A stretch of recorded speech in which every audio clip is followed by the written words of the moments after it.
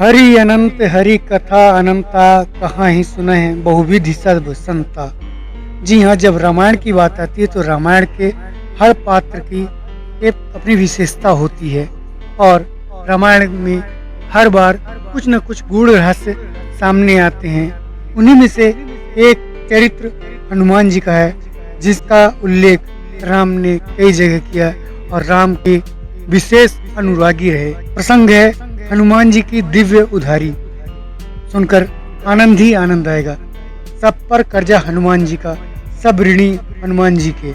लंका विजय के पश्चात भगवान विभीषण, जामवंत, अंगद, सुग्रीव सबको अयोध्या लेकर आए और राज्याभिषेक पश्चात सभी को उन्होंने कुछ न कुछ उपहार देकर उन्हें विदा किया, चाहे वह राजपद रहा हो, चाहे युवराज पद रहा हो या फिर अनेकों मूल्यवान चीजें रही हों।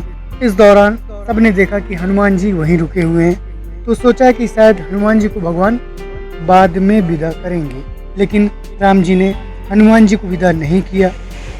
अब प्रजा बात बनाने लगी कि क्या बात है, सब गए, हनुमान जी नहीं गए अयोध्या से। अब दरबार में भी कानाफूसी शुरू हो गई थी हनुमान जी से कौन कहे जाने के लिए। तो सबसे पहले माता सीता की बारी आई। लोगों ने उनके पास पहुंचकर कहा कि माता आप ही बोलो कि हनुमान जी चले जाएं। तब माता सीता बोली, मैं तो लंका में विकल पड़ी थी, मेरा तो एक एक दिन एक एक कल्प के समान बीत रहा था। वो तो हनुमान जी थे जो प्रभु मुद्रिका लेकर आए और धीरज बंधवाया। उन्होंने कहा, कछुक दिवस जननी धरु धीरा, कपिन सहित अइहें रघुवीरा, निश्चर मार तो ही ले जही, तिहुपुर नारद जसु गही।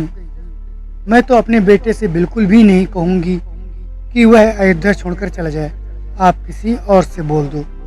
अब सब लोग लक्ष्मण जी के पास पहुंचे तो लक्ष्मण जी ने कहा, मैं तो लंका के रणभूमि में वैसे ही मरणासन अवस्था में पड़ा हुआ था, पूरा राम दल विलाप कर रहा था।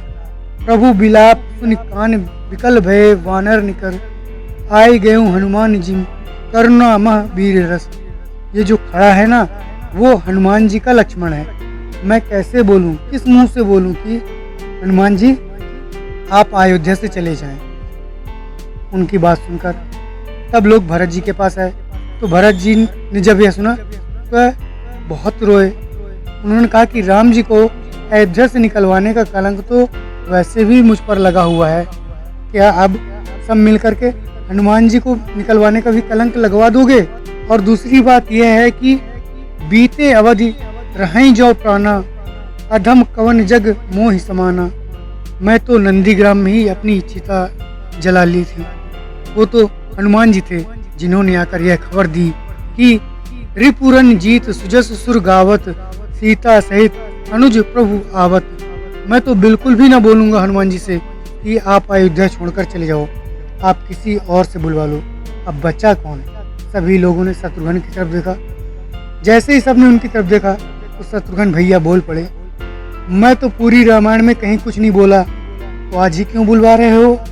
और वह भी हनुमान जी को अयोध्या से निकलवाने के लिए, जिन्होंने माता सीता, लक्ष्मण भैया, भरत भैया सबके प्राणों को संकट से उबारा हो। किसी अच्छे काम के लिए कहते तो बोल भी देता, मैं तो बिल्कुल भी न बोलूँगा। अब बच्चे मेरे राघवेंद्र सरकार। सभी माता सीता के साथ प्रभु राम के पास आए। उन्होंने कहा, प्रभु आप तो तीनों लोकों के स्वामी हैं और देखती हूँ कि आप हनुमान जी से कुछ सकुचाते हैं, और आप खुद भी कहते हैं कि प्रति उपकार करों का तोरा, सन्मुख होई न सकत मन मोरा। आखिर आपके लिए क्या आदेश है? ऐसा कौन सा कर्ज है जो आप नहीं पटा सकते? राघव जी ने कहा, देवी कर्जदार तो हूँ हनुमान जी का, इसीलिए तो सन्मुख होई न सकत मन मोरा। देवी हनुमान जी का कर्जा उतारना आसान नहीं है, इतनी सामर्थ्य राम में नहीं है जो राम नाम में है, क्योंकि कर्जा उतारना भी तो बराबरी का ही पड़ेगा ना। यदि सुनना चाहती हो तो सुनो, हनुमान जी का कर्जा कैसे उतारा जा सकता है। पहले हनुमान जी का विवाह करें।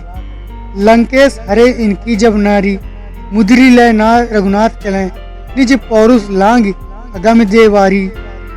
आये कहे सुधि सोच हरे, तन से मन से हो जाए उपकारी, तब रघुनाथ चुकाई सकें ऐसी दिव्य हनुमान की उधारी। देवी इतना आसान नहीं है हनुमान जी का कर्जा चुकाना। मैंने ऐसे ही नहीं कहा था कि सुन सुत तो ही उरिन मैं नाही।